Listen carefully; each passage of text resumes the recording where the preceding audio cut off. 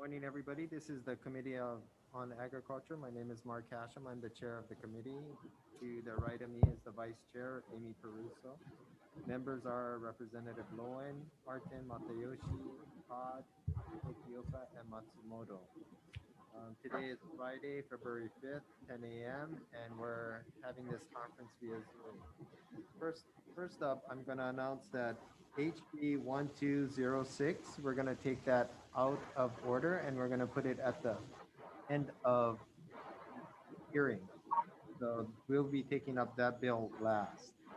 For those of you that are waiting, be assured, we're going to hear it last. So moving on, we're going on first up, HB 871, relating to agriculture enterprises. First, we have University of Hawaii in support.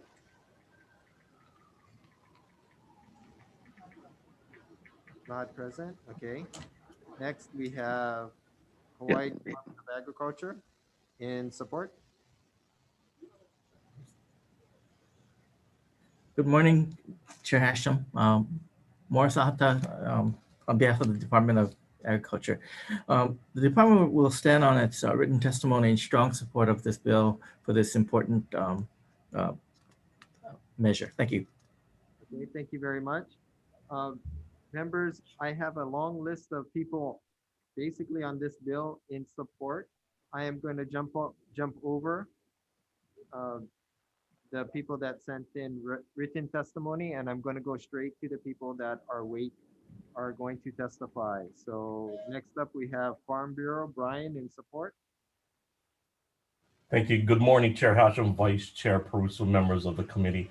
Brian Miyamoto here on behalf of the Hawaii Farm Bureau. We'll stand on a written testimony in support. Just want to highlight a few things.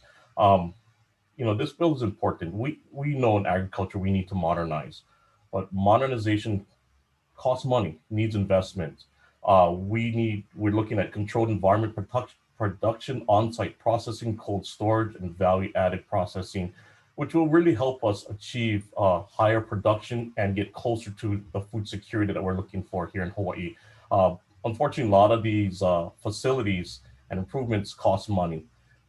So we want to make sure that we allow DOA the ability to have these and even allow investments into these facilities on their lands. Again, this is a significant bill. It is one of Farm Bureau's priorities for this legislative session, and we ask your support for this measure. Thanks for the opportunity to testify. Okay, thank you very much. Next, we have Hawaii Crop Improvement Association in support. Aloha, Chair. Emmanuel Tibakalam here on behalf of the Hawaii Crop Improvement Association. Aloha as well to Vice Chair and members of the committee. We'll stand on our written testimony in support of this measure. Okay, thank you very much. Next, we have Waimea Water Service in support. Scott Enright, you there? Good morning, Chair, committee members. Scott Enright, former Director, Department of Agriculture, currently an ag consultant. I'm going to stand on my written testimony, Chair, but I would like to highlight one thing. This division in the Department of Agriculture, Agriculture Resource Management, does excellent work. And when they ask for a program like this, it's because it's needed. So I encourage the committee to move this legislation forward and support the Department of Agriculture. Thank you, Chair. Okay, thank you very much. That is all the people that we have that is testifying on this bill. Is there anybody else in the wait room? No. Seeing none. Members, do you have any questions?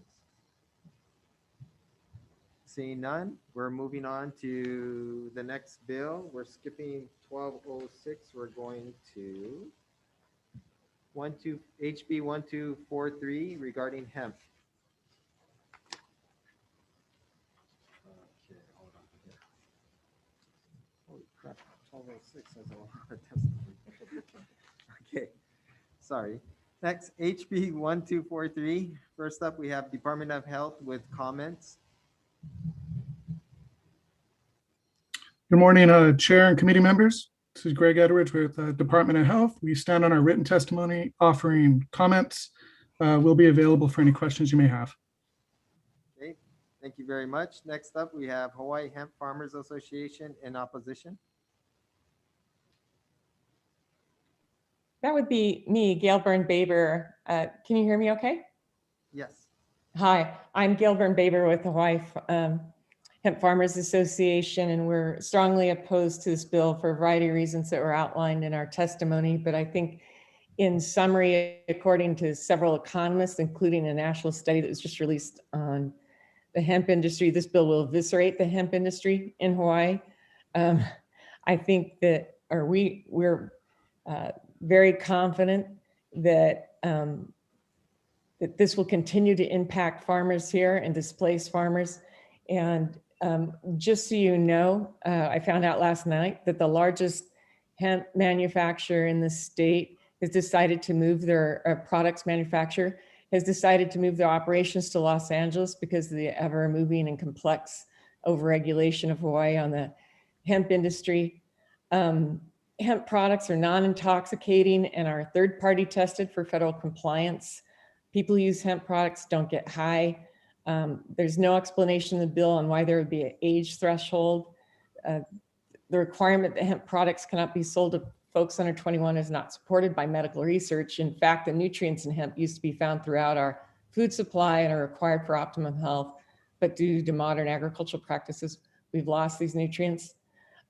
We worked really hard with folks across the industry in the legislature last year to pass HB 1819 that addressed labeling and other issues in this bill. And Department of Health has been instructed to develop rules regarding the same. And we just need to give them some time to do their job. And I have to tell you that we are the most overregulated state in the country. Farmers are now regulated at both the state and federal level in Hawaii. Nowhere else is that occurring. Same with manufacturing and processing. So I would strongly encourage the committee to defer and kill this bill. I'm certainly available to answer any questions regarding the hemp industry. Please just let us farm and manufacture and make products. And at a time right now where the state is hurting so much economically, it makes no sense to be killing this industry. We are allowed to import CBD products and hemp products into the state. So we have a whole bunch of money. Local people are buying a bunch of hemp products. The money is being exported to the mainland, but we continue to ratchet down on folks here trying to build cottage industries, whether it's farmers, manufacturers, or processors. This bill is a financial disaster for Hawaii, and it makes no sense for farmers. Thank you. Okay, thank you very much. Next, we have Hawaii Royal Hemp in opposition. That's my husband. He's out in the field, and he would say the same thing. So we're moving on to Hawaii Farmers Union United in opposition. Vincent, are you there? Okay, moving on, we're going to Retail Merchants of Hawaii with comments. Tina Yamaki, are you there? Oh, she's not there. Okay. Brittany, so we have Brittany Neal, individual in opposition, that's not here. And we have a couple more people that are not on the line that are in opposition to the bill. That's all the testifiers that we have. Members, do you have any questions?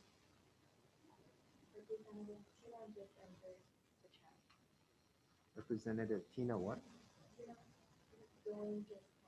Okay. What am I supposed to do? Yeah, I'll just skip through it. Okay, moving on.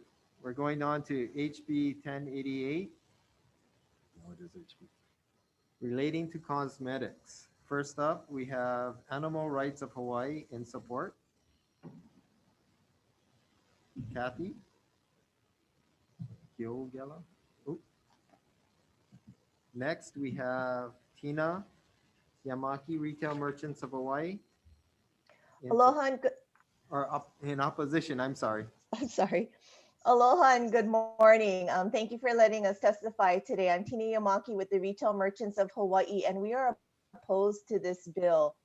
This measure would not only affect products like lipsticks, eyeshadows, foundations, and other makeup products. But it's also going to affect perfume, skincare like lotions and creams, hair care products, soaps, hair dyes, cleansing creams, sunscreens, shaving creams, powders, nail polishes, to name a few. Cosmetic brands like retailers, we want to be sure that the products that are sold to our customers are safe to use. And while we're aware that there are products out there that are cruelty-free, we are also aware that many major brands, after considering available alternatives, may determine that animal testing is necessary to ensure the safety of the product or ingredient. Many animals, by using animals to test cosmetic is one of the only ways to test effective products to have on the whole body system. Complex issues still do not have a comprehensive and viable means to being tested outside of animals. Even with new technologies like 3D printing and skin chips and all of that type of stuff, it doesn't really mimic everything.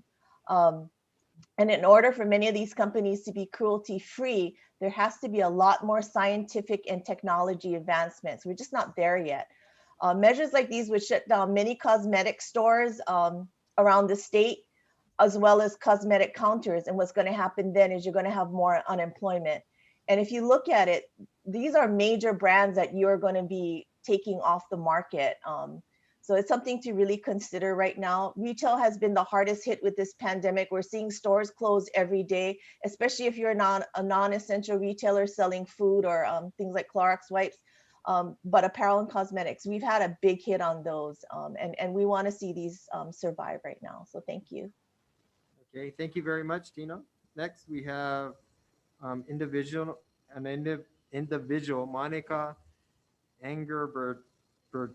I apologize if I mispronounce your name. I apologize in advance. I'm gonna do this quite a bit. Okay, go. Sure. Hi, actually, I'm with Cruelty Free International, and we are pleased to support this bill. I think I will just go ahead and respond a bit to the Retailer Association's concerns, because they are misguided.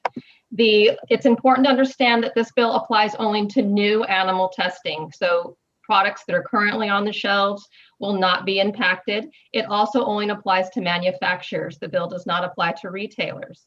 The bill is supported by the largest cosmetics manufacturers associations in the United States, the PCPC, which represents all those major brands that were mentioned previously. Animal testing typically takes place in brand new ingredients, and hundreds of companies are using the alternatives, which are to animal testing, which are not only cheaper and faster, they are more accurate than the animal tests that they replace. Over 40 countries prohibit new animal testing for cosmetics, including the European Union, which is the largest cosmetics market in the world. 3 states have already passed this legislation: California, Illinois, and Nevada, and that came into effect in 2020, and there is a federal bill under consideration. You'll notice that the legislation makes exceptions for special safety concerns, drugs used in cosmetics, and foreign testing. We worked very hard with the industry and stakeholders to reach agreements that consider the complexities of the industry and make sure that they achieve a primary and shared goal of ensuring that cosmetics are not the cause of new animal testing. We know that passage of this bill would bring Hawaii in line with 40 other countries, as mentioned, and 3 other states. There are multiple other states considering this legislation. We know that this is an issue that unites people across political affiliations and generations. And passing this bill will allow Hawaii to help lead the nation forward in passing a federal bill, which is the ultimate goal. I think I'll stop there because there may be questions that I want to be able to answer, but that kind of encapsulates the importance of this bill and how it will not impact retailers or products that are currently on the shelves in Hawaii. Okay, thank you very much. Next up, we have Inga Gibson, individual. Excuse me. Aloha, Chair Hashem, Vice Chair Peruso. Inga Gibson with Pono Advocacy and also Cruelty Free International. Strong support of HB 1088, echoing the comments of my colleague Monica. This bill will not impact retailers. This is impacting manufacturers, and there are ample exemptions for the cases that Ms. Yamaki noted. In addition, there is a 1-year extended effective date. So again, I think there's a misinterpretation of the legislation, and we'd be happy to talk with her. There was not prior opposition from the Retailers Association.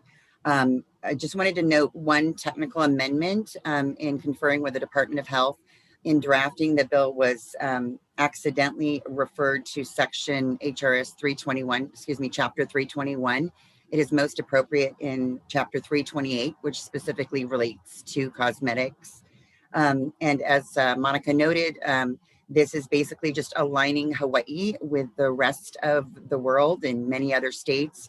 As you saw in the supportive testimony from the Personal Care Products Council, who represents more than 500 manufacturers and companies, cosmetic companies across the country, states have long stopped inefficient, inhumane, and ineffective animal testing methods. This is something that is shown across the board in the support. You'll see letters from the Body Shop and many other local and national cosmetic companies who support this initiative. I also wanted to clarify that this in no way limits medical testing. Any kind of medical research involving animals is only relates to cosmetics testing. And I would just ask that any additional questions, my colleague Monica has worked on this. She is really the expert and is also, I believe, in written testimony provided probably more than you'd ever want to know about some of the new testing models and why they are so much more effective, humane, and really what consumers want to see in moving this legislation forward. So strong support, and thank you so much for your consideration. Okay, thank you very much. That is all the testifiers that we have. Any other testifiers? Seeing none. Members, do you have any questions? Seeing none, we're moving on to HB 1356. This is relating to agriculture. First up, we have Office of Planning with comments. Rodney, are you there? Good morning, Chair. Thank you for the opportunity. The Office of Planning stands on its written testimony, offering comments and some concerns. Thank you. Okay, thank you very much. Next, we have Department of Agriculture. No, wait. This is an individual. Oh, sorry. Morris Atta. Wait, is that Morris Atta up next? Yes. Okay. Good morning. This is Morris Atta with the Department of Agriculture. So the department will stand on its testimony offering comments. Thank you. Okay, thank you very much, Mike. That's all the testifiers that we have for this bill. We have a couple other people in support, individual. Members, are there any questions? Seeing none, we're moving on to HB 1344. Okay. Sure. We're going back to 1356. Representative Matayoshi, you have the floor. Thank you, Chair. I just had a question for Department of Agriculture. I believe in your testimony you stated that the section was maybe wrong. That Either turn off the computer or don't use the mic. the computer's off. Yeah, unmute your. Oh, sorry. I must have hit the wrong button. For Department of Agriculture, you stated in your testimony that this section was probably the wrong one to use because it was for commercial agriculture only. Is there a different section that can be modified to achieve the same purpose? I think in our testimony, we had a suggestion about modifying sections to the Hawaii State Planning Act, which regulates land use issues. And, maybe that may be a proper location for these protections, because the department recognizes and, fully supports the importance of, cultural practices, traditional cultural practices, and recognize the need to I guess, keep that subject matter, in the public forum to protect it. But the Hawaii State, the Right to Farming Act was at least our understanding is that it was clearly directed to protect the farming, the agricultural industry that would contribute to food production and food safety and food sustainability and to insulate that industry from some of the common nuisance type claims that accompany farming operations. Yep, gotcha. So yeah, we didn't feel it was an appropriate fit. That makes sense. Thank you, Director. I just wanted to kind of put that out there. Appreciate it. Yep. Thank you very much. Members, are there any other questions? Seeing none, we're moving on back to HB 1344. Is that correct, Vice Chair? Correct. Okay, good. First up, we have, this is Hawaiian Homelands Commission Act. First up, we have Hawaiian Homelands, William Ayla. Are you there?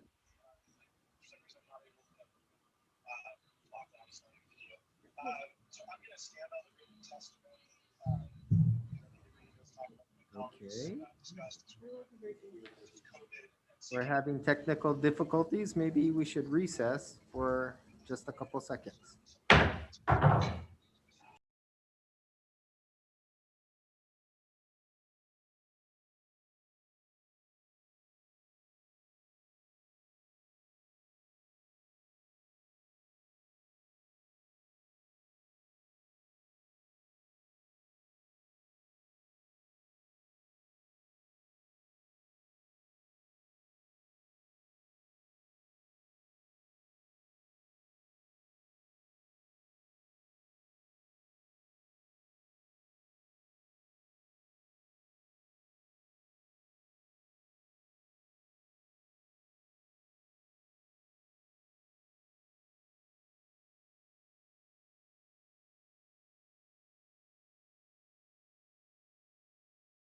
Again, William Ayla, I see you, so you have the floor.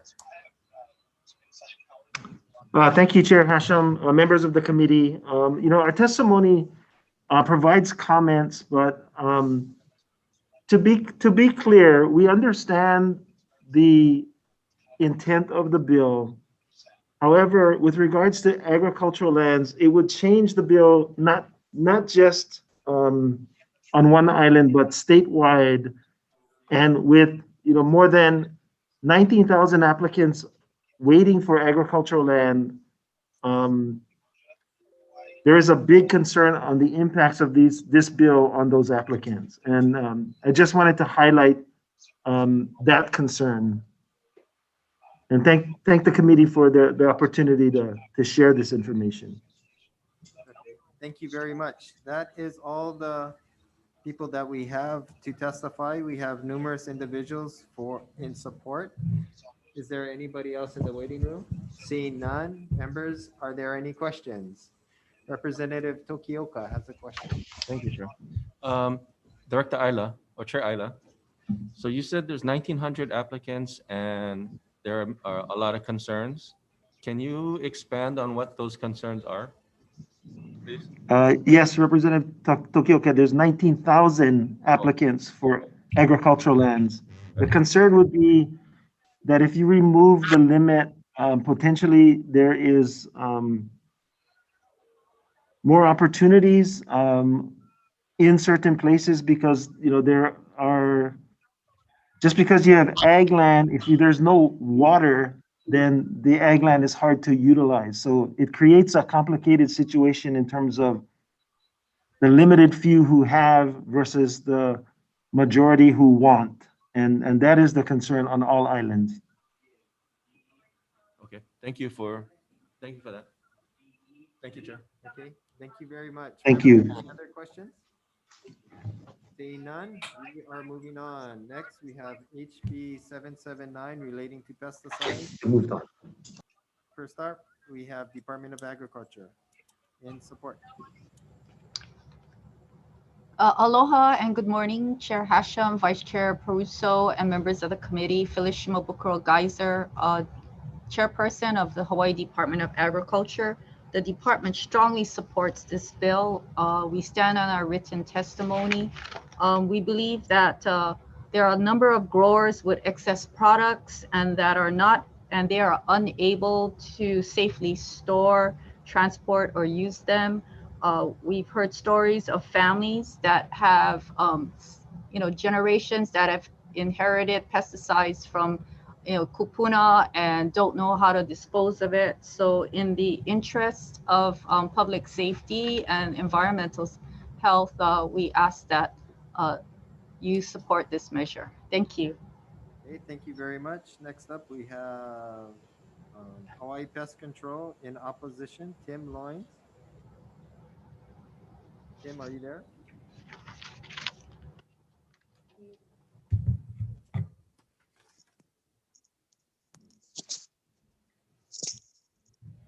Okay, we'll come back to Tim.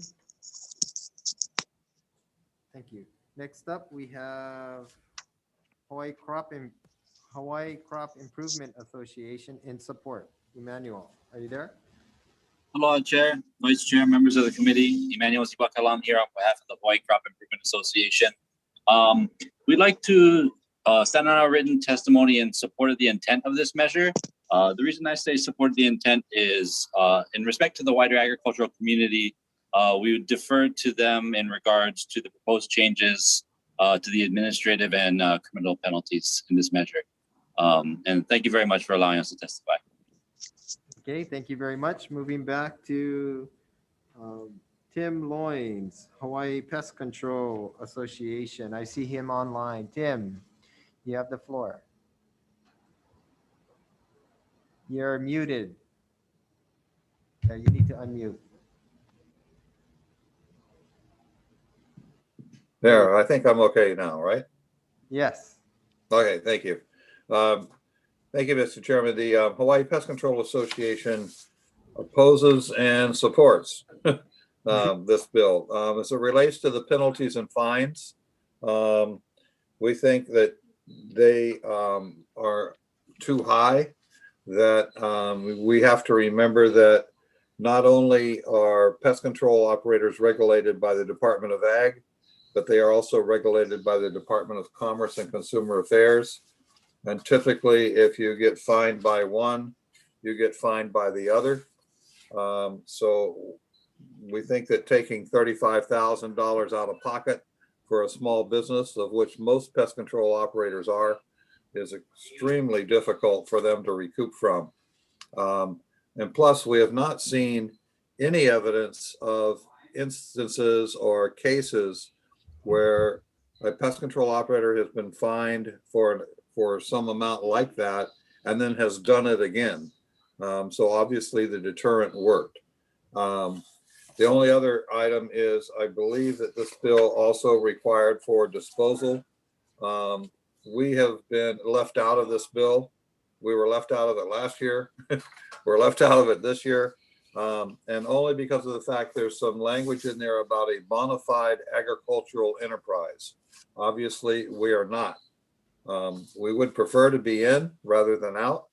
And based on that, we could support that part of the bill, but are not in favor of the increased fines. Thank you. Thank you very much. That is all the testimony that we have in front of us. Members, do you have any questions? Sure. Representative Matayoshi. For Department of Ag, just a quick question. When were these fines put in place, or when were they last modified? The current fines are that you're speaking about, Representative? Yes. Okay. I'd like to ask that either Victoria Matsumura from our pest control branch be allowed to enter and answer that question. Okay. Is she here? Yes, she's in the room. Hi, this is Victoria Matsumura from the pesticides branch. I don't know the exact year, but it was more than a decade ago. I've been here 10 years and it's been the same fines ever since. I believe it is the initial fines that were put into place when HRS 149A was established. Okay, thank you. Thank you very much. Next, anybody else has any questions? Seeing none. Vice Chair, do you have a question? Nope. Okay, I have a question. Phyllis, can you, Department of Ag, can you address the $800,000 that is in the bill? You know, we're in a budget crunch this year. Do you guys need that? Thank you for the question, Chair. Yes, you know, the major request for the $800,000 in general funds will allow for the expenditure of those funds that were attained from a settlement of a pesticide use violation for the creation, and the purpose of the settlement funds was for the creation of a pesticide disposal program. And that was a condition of the receipt of the settlement funds.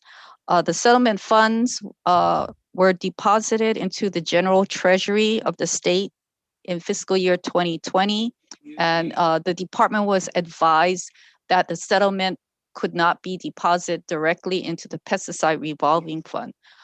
So the department is asking that the $800,000 that the department deposited in the last fiscal year to the general fund be appropriated to the department's pesticide branch general fund, so we can use that $800,000 to develop a pesticides disposal program.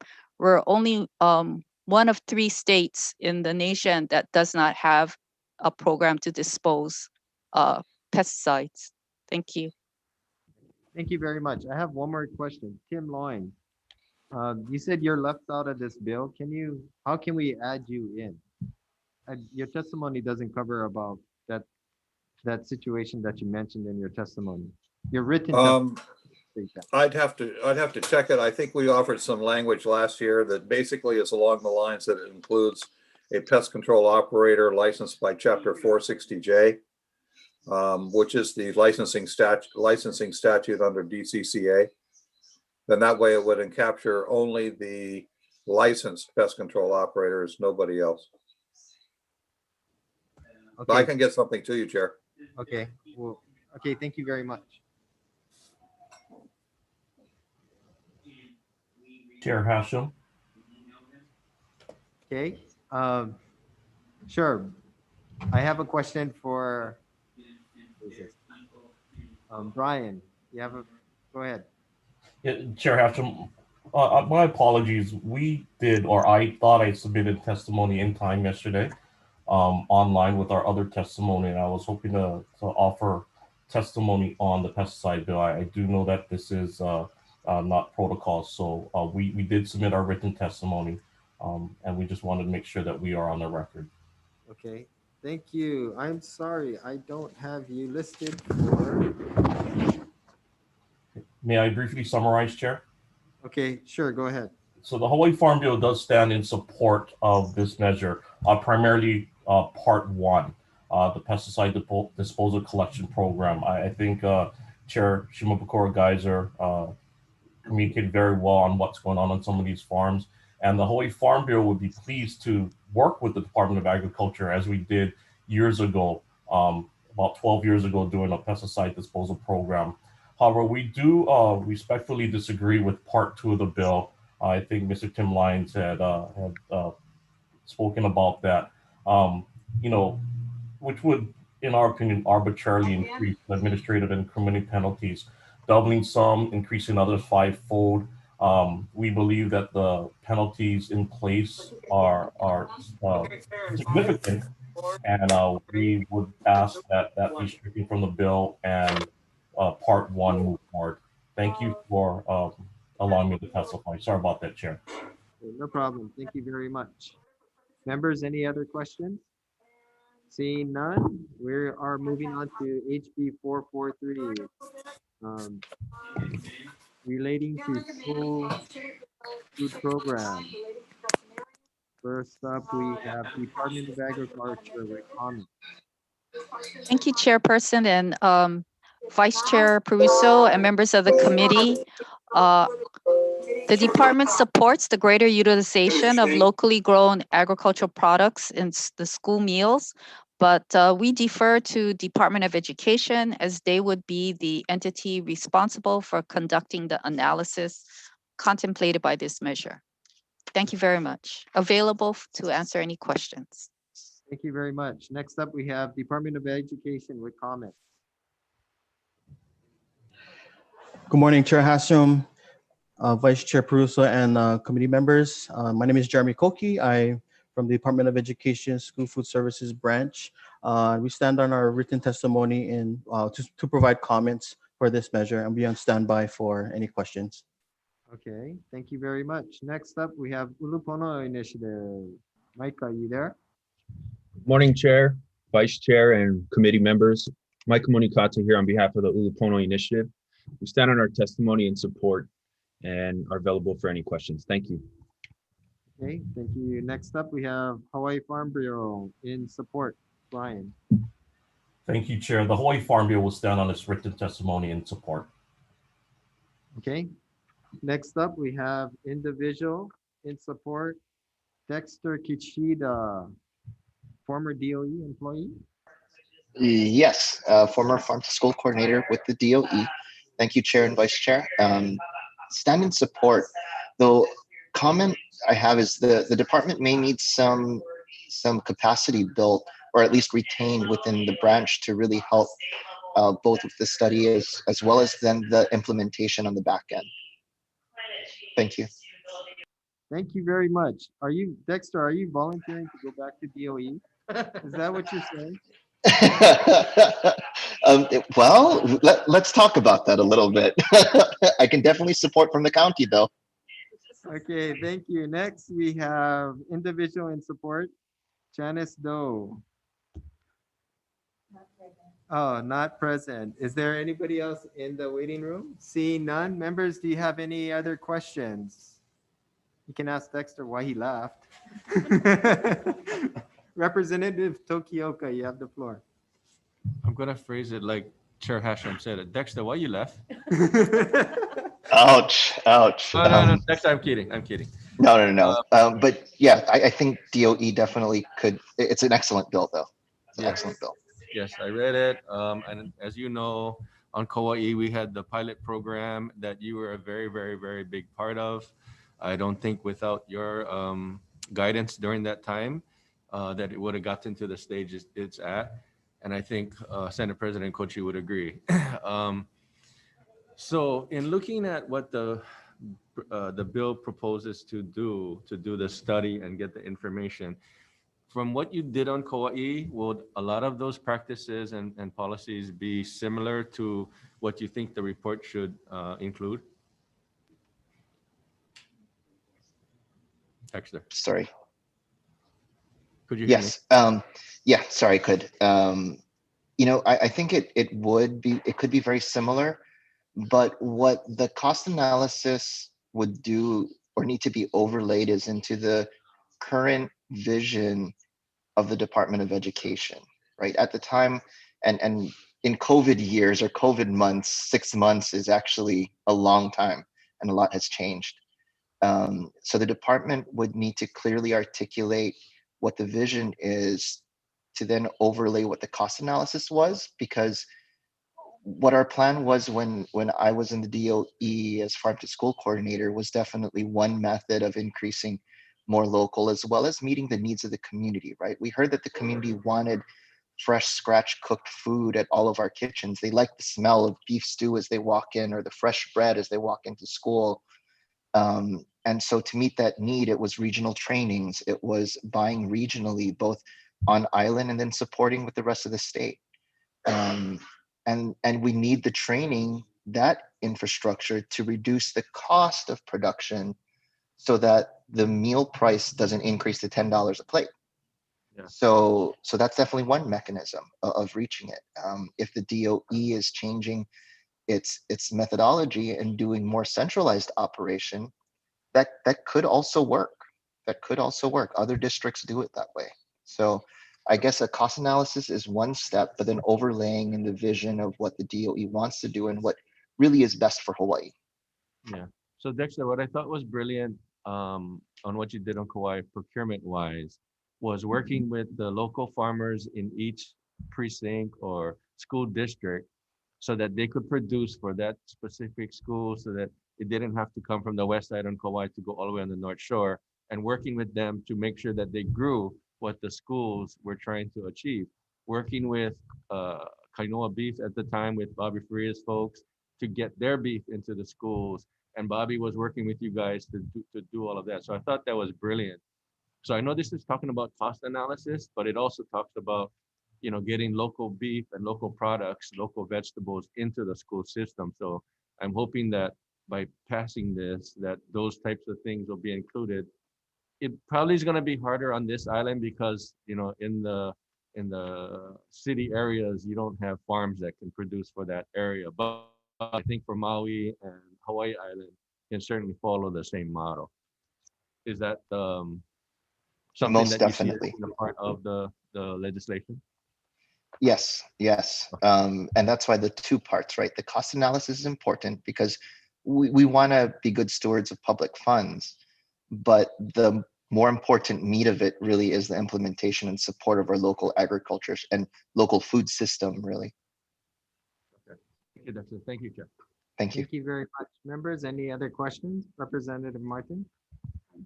Aloha. I have a question. I thought that Kahumana Farms on the west side was also supplying DOE schools with locally grown lunches. And I wonder if that is already a model, a successful model for decentralizing the procurement.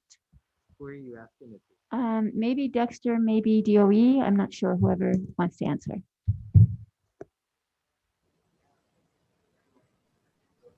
I'd like to defer to Jeremy.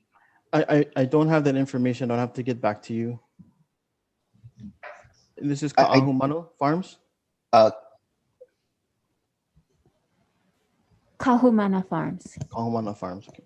Yeah, they're a food hub out on the west side. I do know that we wouldn't be purchasing meals for distribution at our schools for the seamless summer option. All of our schools are a unionized workforce, so we wouldn't be doing that, at least I'm pretty sure still. But what has happened during the pandemic is a lot of partnership with other organizations. So like on the west side where the whole coast is a CEP, or the community eligibility, where all students eat free. While each school is open, there's large pockets where really without transportation to the school, it's not feasible for a child during their lunch break to make it to the school and back. So Kahumana, Waianae Coast Comprehensive Center, and a few other partners provide regional meals at parks or other facilities in communities that don't have schools nearby.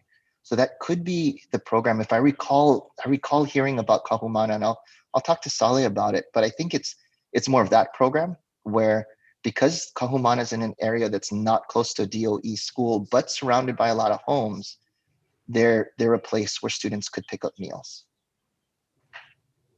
Excuse me, Rep. Martin. This is Randy Tanaka, DOE. What happened out there in this distribution is because of the nature of the community, a lot of people chipped in. When we were doing grab and go, we had people show up wanting to help and also bringing food, which is a little problematic for us from a health safety standard. So because we can manage the food safety much more consistently, the preference is really for us to deliver that product. And an overabundance of caution from a food safety standpoint. But the majority of the food we delivered was through the Grab and Go program and now the SSO program. So to the best of my knowledge, we didn't have that kind of relationship. We had people show up and went from there. Thank you. Thank you very much. Members, are there any other questions? Seeing none, now we're going back to HB 1206 relating to food safety. First up, we have Department of Agriculture, Morris Ata, with comments. Morris, are you there? Yes.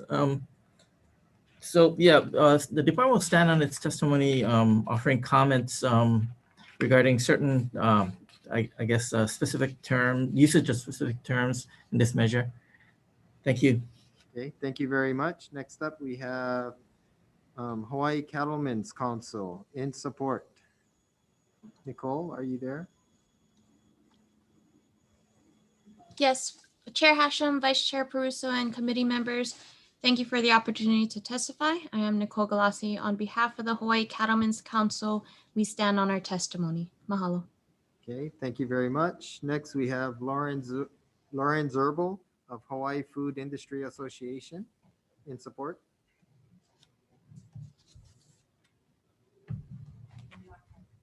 Oh, not there. Next, we have Ulupono Initiative, Micah, in support. Aloha, Chair, Vice Chair, members of the committee, Micah Munikata on behalf of the Ulupono Initiative. We stand on our testimony in support of House Bill 1206. Just wanted to touch on a few things briefly. Ulupono has worked for many years to increase local grass-fed beef production in the state. And one way in which we have done that is partnering with Parker Ranch to form Paniolo Cattle Company, which produces local grass-fed beef for local consumption.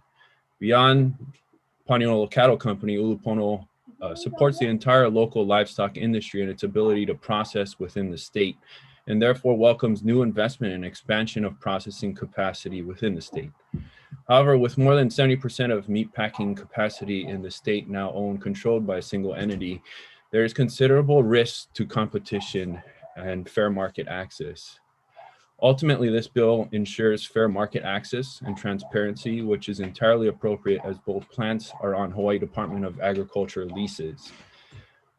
Since the meatpacking plants are ultimately state assets, we believe the state has an obligation to ensure non-discriminatory access for all producers. It is fair to note that those with high level of control may never attempt to abuse their market power. However, the legislation ensures that there will be none. Thank you very much for the opportunity to testify. Okay, thank you very much. Next up, we have Hawaii Meats, Bobby Frias in opposition. Hello, good morning, Chair, Vice Chair, and the members of the committee. Again, Bobby Farias, part owner of Hawaii Meats, third generation rancher from Kauai. My partner and I, Frank Vandersloot, have owned this facility here in Kailolo and Honolulu for a little over a year and a half now, and I've been involved with it since 2015. A couple of points I want to touch on is, I'm in strong opposition of this bill because it doesn't support what we were set out to do, is to expand this opportunity. Our big thing is about partnerships with ranchers, especially the small ranchers who have had limited access into the facilities to grow their ranching operation, or the ability to aggregate the volume of animals that we needed into very important programs like mentioned earlier with the DOE program and the Farm to State program. Again, with partnerships for small ranchers, that really allows us to be able to build the volume that we need to keep this programs alive, like the DOE program. The other is, to be able to build out food security here in Hawaii, we have to utilize all of the opportunities we have, which is finding a way to capitalize these opportunities we have, which is these state facilities that have been extremely undercapitalized in the past. Our family ranch over the years had the same trouble, is being able to get positions for slaughter and processing opportunities so that we could see further opportunities to grow our ranching footprint. Looking at these two plants in the synergistic opportunities is being able to use the two facilities, again, to show the ranching community that there is opportunity for growth in this industry. One of the big things I want to point out is that we focused on during this pandemic is Frank has vowed to promise to keep that opportunity alive for the ranchers all through this pandemic when we didn't have the sales opportunities, and we have kept up the slaughter numbers and processing numbers all through the pandemic, and basically to support the ranchers so that they don't have a logjam on the ranch and that we could keep our local workforce employed. Again, I'd like to say I stand on our testimony of strong opposition of this bill, and thank you for your folks' time. And if there's any questions, I'll be standby. Okay, thank you very much. Next up, we have Hawaii Meats, Scott Enright in opposition. Good morning, Chair, Vice Chair, committee members. Scott Enright for Hawaii Meats. I stand on my written testimony, Chair, but I'd like to highlight just a couple of things.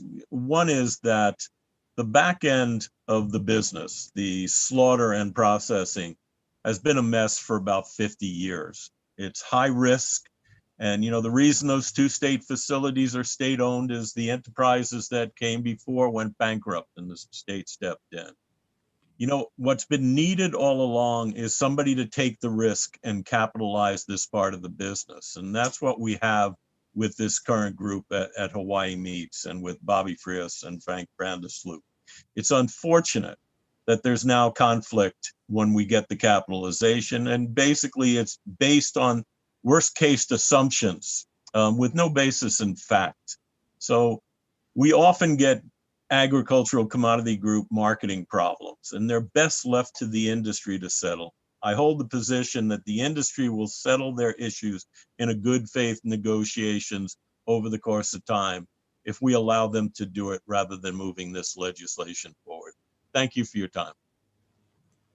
Thank you very much. Next up, we have Hawaii Sustainable Beef Enterprises in opposition. Frank Vandersloot. Yes, good morning, Chair Hashem and distinguished members of the committee. My name is Frank Vandersloot. I'm a farm kid from Idaho. I'm founder and CEO of a company called Melaleuca, which has had some success around the world. We've had a distribution center now in Honolulu for a little over 35 years, and my companies employ 122 people on 3 islands in Hawaii. I've been blessed in my life more than I could ever deserve. I spent the last 20 years working on projects that would allow me to give back to the world that's been so good to me. Several years ago, I had 2 Idaho dairymen come to me, and they told me that Kraft was closing down the last cheese plant in the valley. They asked me if I would buy that cheese plant and keep it alive. And I thought, if Kraft can't make it work, how in the world am I going to make it work? But I knew if somebody didn't step forward and buy that plant, that we would lose that industry from our community forever. You can't lose an industry like that and then start it back up. So I bought the cheese plant and refurbished it, remodeled everything. We expanded the capacity. I bought thousands of dairy cows and provided them to all of these dairies so they could expand their operations. I lost money doing it, but it's one of my proudest life accomplishments. We have a similar situation here. Last year, Kanoa, the owner of the Oahu cheese or the meat processing plant, was headed for bankruptcy. They couldn't make payroll. They owed $750,000 to the ranchers. Bobby Frias asked me if I would consider buying the plant and keep it running. And I did.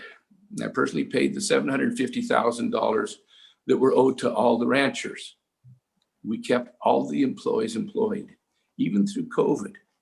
We didn't lay off a single employee. In the last 18 months, we've lost $3.8 million in that facility.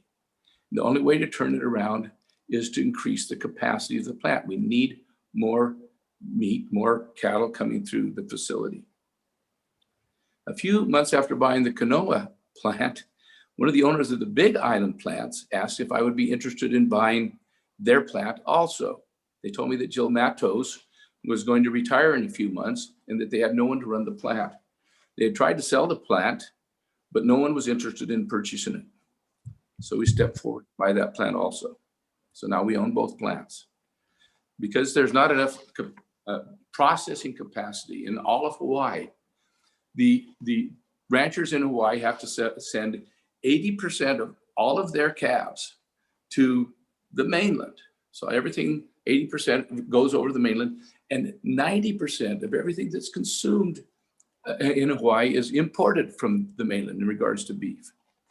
So we think that we can solve that by using the synergy between these 2 plants. We have to expand them. We have to get more meat coming through. We have to give better prices to the ranchers. We have to do all of those things. But we think that if we can expand, these facilities, we can bring a viable industry that will benefit all of the ranchers, increase their prices, and help all of Hawaii become more sustainable in beef. But we need your support. If you pass this legislation, it limits our capacity to expand. We'll never make it if this bill passes. It limits us. It says that it can, that we have to get approval and demonstrate there's no competition, or there's enough competition. Well, there's no way for us to demonstrate there's enough competition. We'll never pass that hurdle. So we're inhibited from expanding, and we need to expand or we die. So please defer this bill. I know that trust takes time. Apparently there's a trust issue. I want to invite people to look into my history. I've been spending the last 20 years helping the little guy, helping ranchers, helping farmers. Sorry to interrupt, but Thank you. can you sum it up? Yes. Thank you for the heartfelt testimony. Yes. Anything else you would like to add shortly? I would just say, I know that it takes time to build trust. I'm just pleading with you to give us the time to demonstrate that we're worthy of that trust. And please defer this bill. Thank you very much. Next up, we have Kawaihui Ranch in support. Are they on?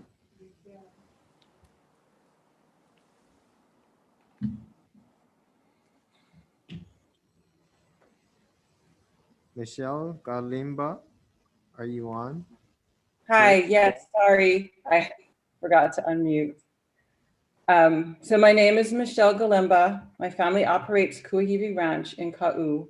We provide grass-fed beef to Foodland and Whole Foods markets, and we've been doing that for about 12 years now. I support House Bill 1206. This bill makes important provisions to safeguard the future of local grass-fed beef production, which many ranchers have spent years to build into a viable market. There's a lot of testimony from ranchers in the testimony list, and they've been told that our ranch is trying to keep other ranchers out of the market. Nothing could be more untrue. We provide access, we coordinate access to over 40 other ranchers to the grass-fed beef market, providing higher returns to these ranchers, to our fellow ranchers. Frank just spoke about trust, and it is from his group that this falsehood came. So that's going to make it really hard to build trust between us. But we're gonna try despite that. Opponents of this bill say that this is a private business matter, but I disagree.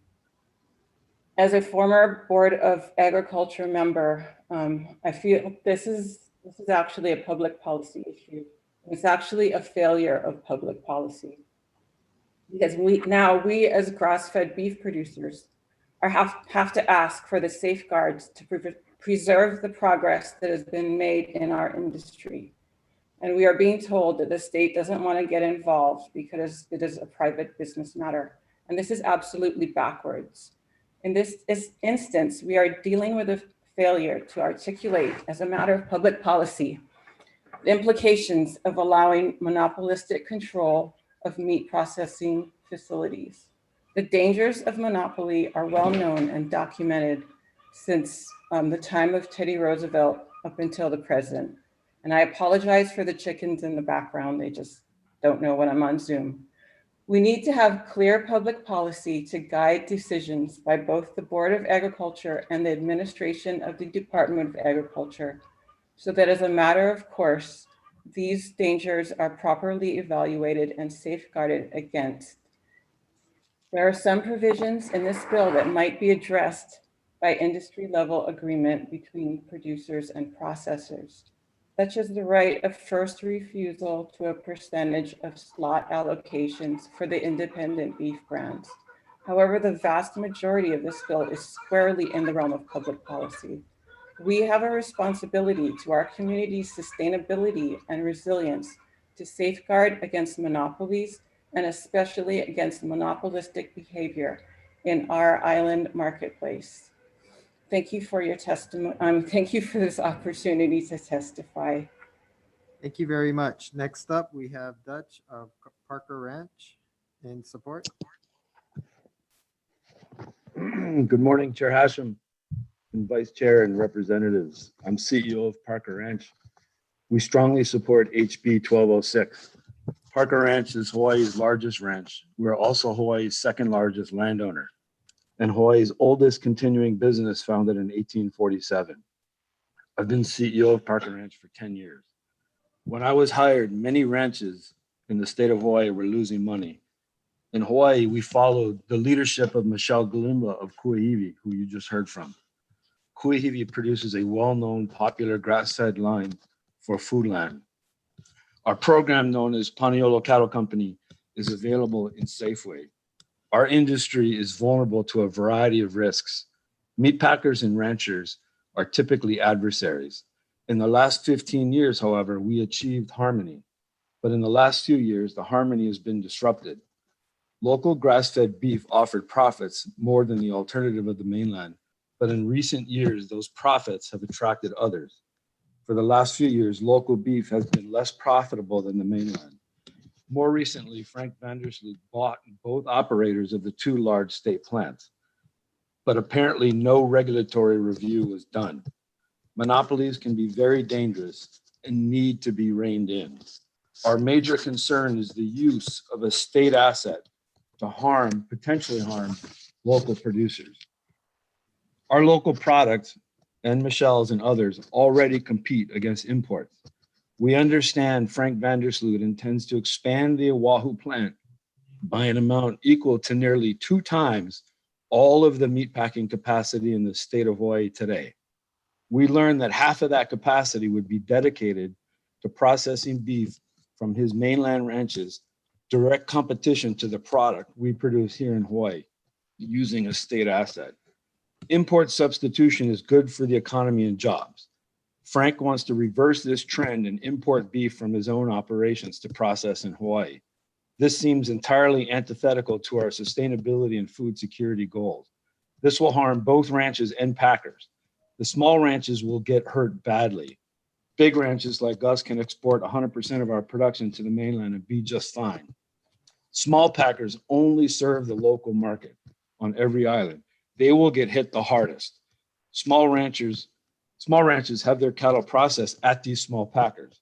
It will have a domino effect across the industry. I worry that this will be milk 2.0. It took us 7 years to obtain consent to co-brand our Paniolo program with Safeway. This legislation is needed to protect producers from potentially predatory behavior. You will see support from a cross-section of industry participants at every stage of the supply chain: landowners, producers, ranchers, other packers, distributors, and retailers. I hope you agree with the rest of us. Mahalo for your time. Very much. Next up, we have Barbred Ranch LLC, Francis Silva, in opposition. Not present. Next up, we have Dentos US LP in opposition. Paul Alston. Yes, yeah, thank you, Chair Hashem and Vice Chair Peruso and members of the committee. I represent Frank Vandersloot, and I will stand on my testimony, but there are several things I want to emphasize. First, in the time that he has owned the plant and in the shorter time that he's been in discussions with ranchers around the state, Frank has said and done absolutely nothing to generate suspicion about his future operations or how he will impact the industry. In fact, he's made clear that his mission as the owner of these plants is to do everything possible to help ranchers that lack brands, that need to take advantage not only of the slaughtering capacity, but the processing capacity and the ability to package, distribute, and market product for the benefit of ranchers statewide. I don't think that Michelle and her father is behind an effort to impede the operation of the plants. I do believe, however, that because of the way the bill is written, with the 50% restriction on house brands And with the reality that only Kuahivi Ranch and Parker Ranch have brands that are excluded from that restriction, the bill would forbid the current owner from expanding opportunities for small ranchers that don't have brands because they're already at the 50% ceiling, and they would be forbidden from expanding that opportunity. I would also note that the suggestion that Mr. Vandersloot plans to bring mainland cattle to slaughter and process in his own plants is simply false. That's economically irrational, and it's not part of his vision for the future. Instead, his vision is to grow the local community, and everything he's said and done has demonstrated that. This bill really only serves the vested interests of the existing local brands and not the interests of the industry as a whole. Lastly, I would note that these plants sit on state property, but in fact, the Kalailoa plant is owned by Mr. Vandersloot under the terms of the lease, and it's his property, and the terms of the lease cannot be retroactively modified to restrict his business activities through legislation. The final point I would make is everything they say about the fear of monopolistic behavior is already addressed in existing state laws. If Mr. Vandersloot ever does anything that triggers concerns about monopolistic behavior, there are existing remedies. There's no reason to do more, and there's certainly no reason to burden either the Department of Agriculture or the companies with a layer of bureaucracy that there's no foundation to impose at this point. Thank you. I'm open to questions, of course. Okay, thank you very much. Next up, we have Hawaii Food Service Alliance in support. Ed Buck with late testimony. Good morning, and thank you, Chair Hashem and Vice Chair Peruso and committee members. My name is Chad Buck. I own and operate locally owned facilities across all states, across all islands. We operate 24 hours a day, 7 days a week. We're the state's largest provider of highly perishable food.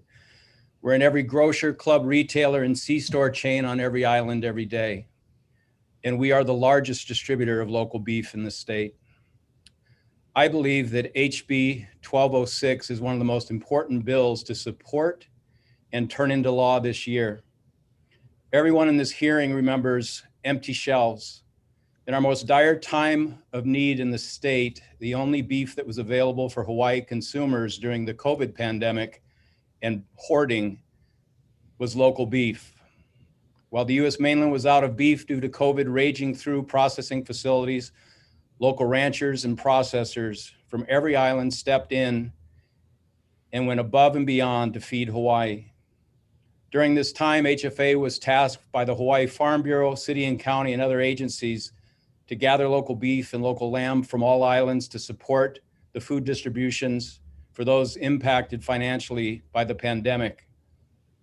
It was the local ranchers, also led by Parker Ranch, that were even donating cattle to feed those in need, not only to their communities, but across our state. I'm somewhat uniquely positioned to testify this morning. When Frank came to town and bought Kalailoa and Hawaii beef producers, he asked me to help him forge a path forward. I was super excited, ecstatic that someone was going to bring capital to the market that needs it so badly. I drew the plans for the expansion of Hawaii meats. I drew the plans for the expansion of Hawaii beef producers. I flew between the islands during COVID to meet with the engineers and contractors to determine the best path forward to expand production. Roughly 2 or 3 months ago, based on all that was going on, I regretfully informed Frank that based on all the reasons and all the actions that I've seen take place over the last few months, that I could not in good conscience move forward with him with my level of support for what was going on. Unfortunately, I believe in this state, and kind of echoing what Michelle brought up, it takes more paperwork and scrutiny to become a pedicurist or a hairstylist in this state than it does to take over 70 to 80% of all slaughtering and processing of local beef, creating a virtual monopoly and control of local beef's gateway to the market and the destiny of every local rancher that raises cattle in this state. This is not to blame anyone at the state level. This is simply a new situation that requires regulations to protect all stakeholders now that a monopoly exists. I just heard defense of a monopoly. I think that's the first time I've ever heard a defense for a monopoly. Based on all that I've witnessed and know, House Bill 1206 is needed because it lays out the groundwork to ensure proper behavior in the marketplace and open access to all Hawaii ranchers, and the preservation of existing programs that were built with the blood, sweat, and hard work of our local ranchers and stakeholders. Chad, I'm sorry to interrupt here. Can you sum up your testimony? Do you have anything more to add? Yes, I do. In closing, thank you, Chair. It is our duty as a state and as a people to create guardrails and guidance to place protection over our local farmers, ranchers, and processors as we work to create sustainable and secure food for our people in our place. Thank you for the ability and the opportunity to testify. Thank you very much. Next up, we have individual in opposition, Zanga Shoot. Sure. Hello, Chair and committee members. My name is Zanga Shoot. I'm a second generation cattle rancher on the Big Island. And I just want to share that as a small business rancher, trying to get slots in the slaughterhouses that were existent in the past was a nightmare. Thanks to Bobby Ferris, who started Canoa Cattle Company, when he said he was going to open a slaughterhouse facility, I was all in. And the reason why is because the big ranchers like Parker Ranch would take up all the slots inside our kill facility, and the small rancher like myself wouldn't be able to get a slaughter date for 3 to 6 to 8 months. So especially when we were in a bad drought situation, we had no room in the inn for us to take our cattle. Frank Van der Sloot came in, bought the plant, opened another plant, and they have never once received or refused any cattle. So I don't know where all these arguments are going. But as a rancher who does it for a living, I want to say this. I have never heard Bobby or Frank defer or turn away any ranch. They want all the ranchers to be a part of. With them being involved, us, the small ranchers, have a voice. We have a place to go, and we're not being turned around by the big boys who are trying to bully the small ranchers. So as a small rancher as myself, I oppose this bill, and we need capacity in our slaughterhouses so the rest of the small ranchers like myself will have a place to go to take our cattle in the time in need when we need to have a slot open for us. So with that, I oppose this bill, and thank you folks for your time. And I'm open for any questions as well, if anybody wants to call me. Thank you very much. Next up, we have individual Hunter. Yeah, villain in support. Aloha, Chair Hashem, Vice Chair Peruso, members of the committee. My name is Hunter Hevelin. I'm a food system and agricultural planner, as well as a scholar of food systems and their development and change in Hawaii over the 20th century. I'm testifying in support of this bill. I believe that there is a distinct role for the state to step in cases like this, where we are seeing growing market power. And it is not to discount the intent of the players involved, or even the benefits that other ranchers may have seen to date, but to highlight the long recognized impacts of consolidated market power for price setting and the negative impacts to both sellers and consumers in the food system. These tend to function to make markets more brittle. And as we have seen in many cases, with the growing power in our agricultural system, when the economic winds change and people choose to leave, our system is left in tatters. And so my concern is that yet again, we would allow greater consolidation to happen in this food system. And I strongly support this bill as a mechanism to prevent against that. Thank you for the opportunity to testify. Thank you very much. I believe that is all the people we have testifying. Members, are there any questions? Seeing none, we are going to recess for decision making.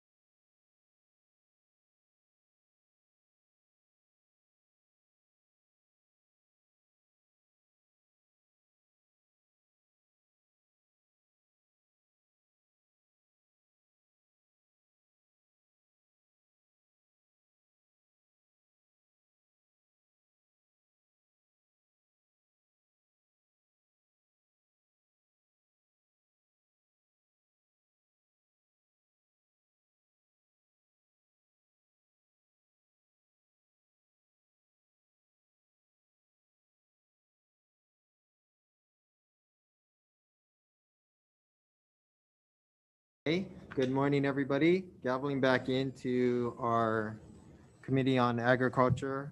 We're here for decision-making. First up, we have HB 871. The chair's recommendation is to pass this one as is, unamended. Members, any comments or questions? Or not, no questions, but seeing none. Vice Chair, can you take the vote? Sure. On HB 871, Chair's recommendation is to pass unamended. Chair votes aye, Vice Chair votes aye. Rep. Lowen. Aye. Rep. Martin. Aye. Rep. Mariyoshi. Aye. Rep. Todd. Aye. Rep. Tokioka. Aye. Rep. Matsumoto. Aye. Chair, your recommendation has been adopted.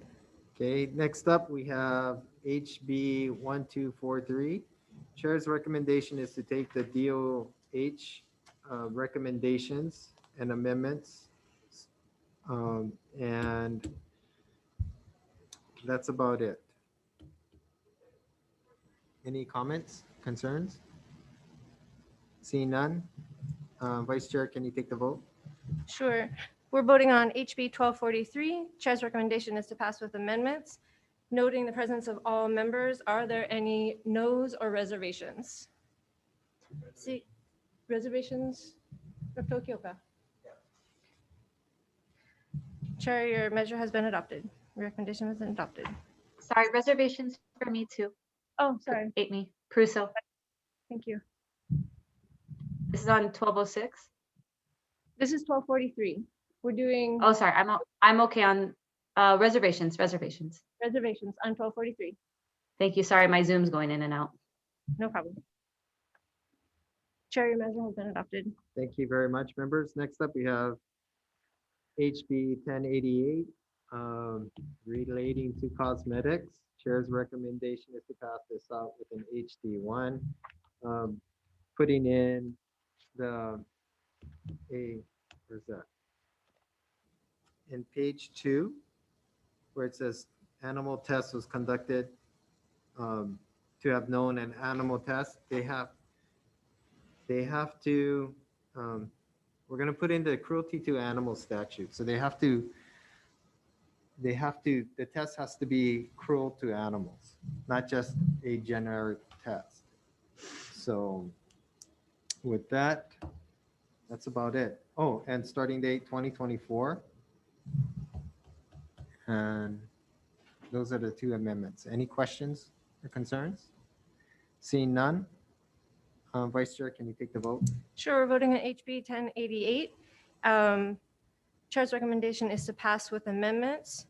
Chair votes aye, Vice Chair votes aye. Noting the presence of all members, are there any noes or reservations? Seeing none, Chair, your recommendation has been adopted. Okay. Thank you very much. Next up, we have HB 1356. Chair's recommendation is to pass this out with an HD1 and technical amendments. We're going to change the section from 162-5 to 165-2. And that's about it. Any concerns? Seeing none. Vice Chair, can you take the vote? Sure, voting on HB 1356. Chair's recommendation is to pass with amendments. Chair's voting aye, Vice Chair aye. Noting the presence of all members, are there any noes or reservations? Seeing none, Chair recommendation. Questions? Thank you, members. Next up, we have HB 1344. The chair's recommendation is to pass this out with an amendment on page 1.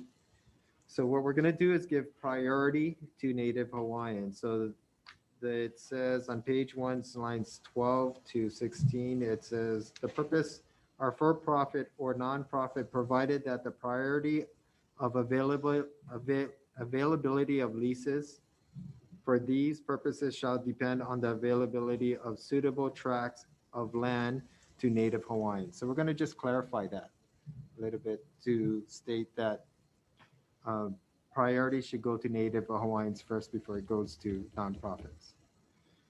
And that's about it. Okay, any questions or concerns? Seeing none. Vice Chair for the vote. Voting on HB 1344. Chair's recommendation is to pass with amendments. Chair votes aye, Vice Chair votes aye. Noting all members are in attendance, are there any noes or reservations? Seeing none, Chair, your recommendation has been adopted. Okay, next up, we have HB 13. Oh, I'm sorry. Next up, we have HB 779. Chair recommends that we pass this out with an HD1. We're going to add Mr. Tim Loyne's comments, or not comments. We're going to add, to change the definition to add his, allow his group to participate in this program. And we're going to put in the committee report that the $800,000 is from a Monsanto, what is that? Settlement. Settlement, that's right. A Monsanto settlement. So the next committee knows. And that's about it. And for we're going to do technical amendments, effective date 2050. Any concerns or questions? Seeing none. Chair, Vice Chair for the vote. Voting on HB 779, Chair's recommendation is to pass with amendments. HD1, Chair votes aye, Vice Chair votes aye. Are there any noes or reservations? Seeing none, Chair, recommendation has been adopted. Okay, next up, we have HB 443. Chair's recommendation is to pass this as is. Chair's recommendation is to pass as is. Chair votes aye, Vice Chair votes aye. Are there any questions or reservations? Seeing none, Chair, recommendation has been adopted. Okay, next up, we have HB 549. I will yield to the Vice Chair, for she's been working on this bit.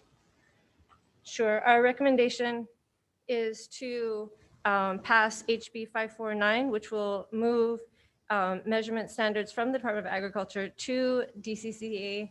And we're going to allow for a transition period of approximately 1 year till July 1st, 2023, and create a separate division under DCCA. So that's my recommendation. Chair, what do you vote? I vote, any concerns? Any questions or concerns? You can ask. Okay. This is for 549. So this is the measure that we looked at on. Oh, this is weights and measures. Yeah. Right. So. I vote aye. Vice Chair votes aye. Are there any questions or concerns? Are there any noes or reservations? Seeing none, my recommendation has been adopted.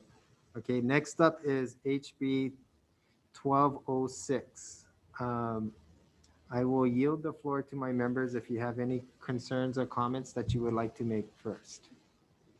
So Representative Todd. Hi. So, I think for a lot of us, this has been a really informative conversation. And a lot of us weren't aware as to some of the difficulties that the ranchers of all sizes are facing right now. So I'm hoping that this will kind of spark a negotiation or enhance conversations between the various parties. I think, the state has a general interest in ensuring access to locally produced beef. And that's the primary goal. And how we get there, obviously I want it to be at the benefit of our local ranchers. So hopefully this gets worked out and will not require kind of the strong hand of the law at some point. But if it does, then it does. So we'll see how it works out. Thank you very much. Anybody else? Representative Lowen. Thanks, Chair. I agree with Representative Todd, and I just hope that the parties come together and work something out so that we don't have to deal with this in the legislature, which might not be the appropriate place to address the problem. But if it doesn't get resolved, we can, come back to it in the next session, because we do want to support, not having a monopoly in the local beef industry. Okay. Thank you. Next, Representative Matayoshi. Thank you, Chair. I just want to agree with Representative Todd and Representative Lowen on this. Really good conversation. I'm glad the information is out there now for all of us to keep our eyes on. And I hope that the parties are taking very close note of this and are aware that we don't want to have to act, but we are very willing to take this up next session if required. So I really encourage the parties to start talking to each other. This is not something that we should have to referee, but if push comes to shove, I think that the legislature will probably will do so if necessary, especially given this potential monopoly. Thank you very much. Anybody else would like to? See none. I will make a couple comments on this. This bill took, I thought long and hard about this bill. This one bill took more time of going through than all the bills combined. And so it's, my first inclination was to add an enforcement mechanism onto this bill, because no sense have law without any kind of enforcement. So which would mean adding DOA agents in every single slaughterhouse. And now that we have, and if we do that, we're going to have a whole bunch of positions that we're going to have to need to pay for, which would mean we would have to put a fee on every head of cattle going through the slaughterhouse. And I don't think that's really appropriate. And I just want to quote one Jimmy Greenwell's testimony. I thought he summed it up really well. The success of each is critical, and the interests of both sides can need